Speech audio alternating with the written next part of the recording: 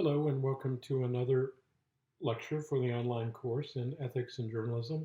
I'm Professor Harper, and today I'm going to talk briefly about the notion of ethics and social media when it comes to journalism.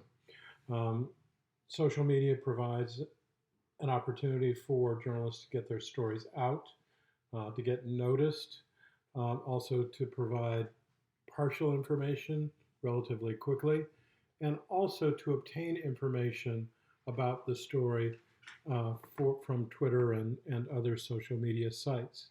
But with that comes some ethical considerations that oftentimes we tend to overlook because we think of social media as somehow different from presenting a complete story. And so, therefore, we need to take a look at how we deal with the ethical considerations in social media.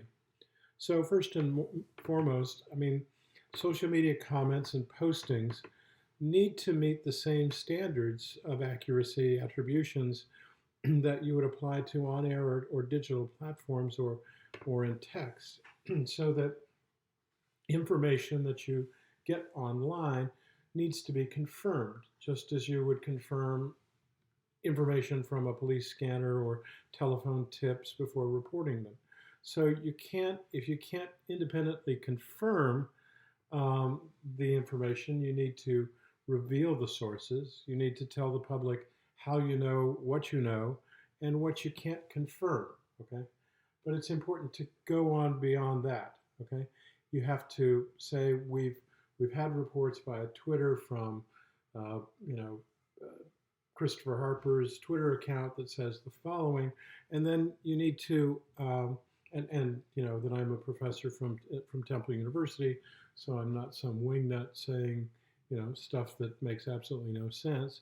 But you need to continue to try to confirm what I have to say on my Twitter account. So it would you can't leave the public hanging with I'm the only source for what's going on. Okay. You need to keep in mind that Twitter is, 140 characters. You can get a lot of information into 140 characters, but it's not a complete story. And even a successive group of tweets doesn't necessarily provide adequate information without continued confirmation of that information.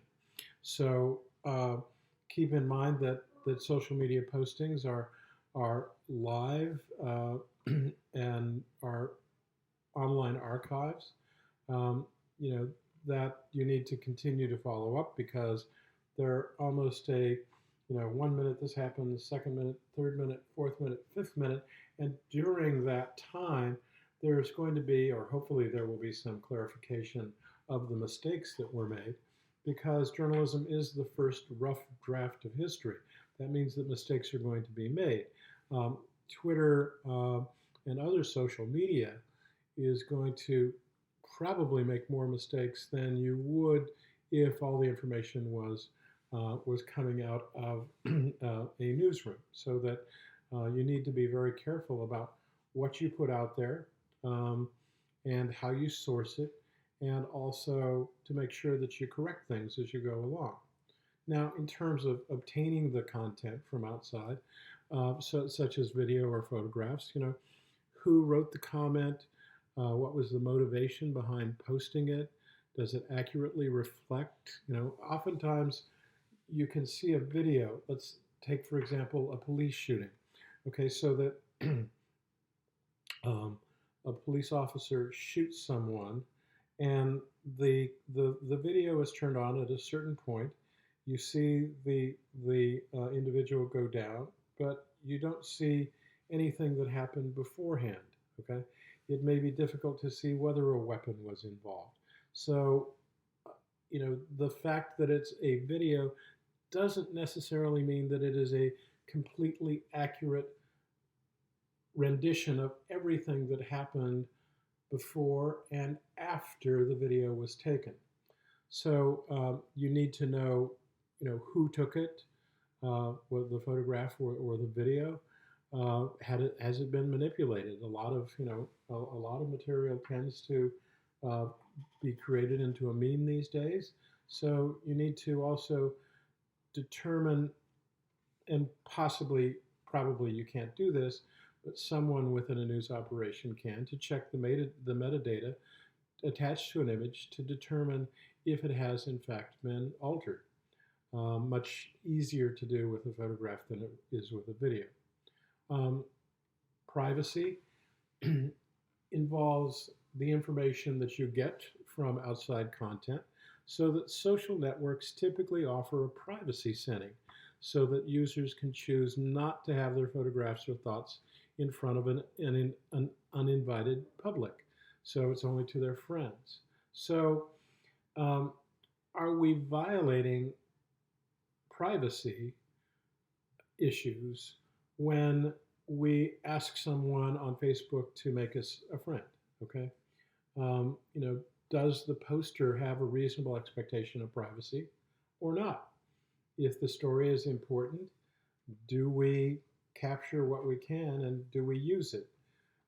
Is there any other way to get the information?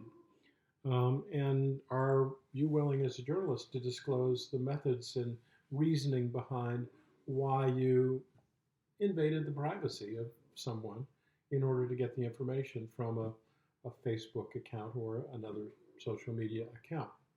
So here's an example of what can go wrong when you're dependent upon social media. There are a lot of things that can go right, but take, for example, a few years ago, there was an Army psychiatrist who killed 13 people at Fort Hood on an Army base. And Twitter messages said that from quote unquote inside the post reported gunfire continued for a half an hour, there were multiple shooters, and journalists passed along the information, naming the Twitter writers as the sources.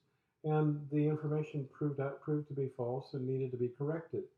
So, you also have to keep in mind, as you're putting out this information, are you in fact enabling the shooters to manipulate the situation? Are you giving police bad information? You need to be very careful about your dependence on the instantaneous nature of information from Twitter.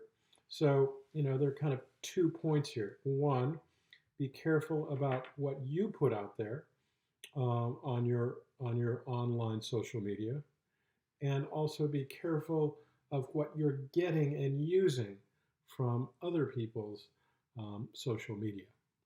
So a brief look at ethics in social media, and so we'll see you online.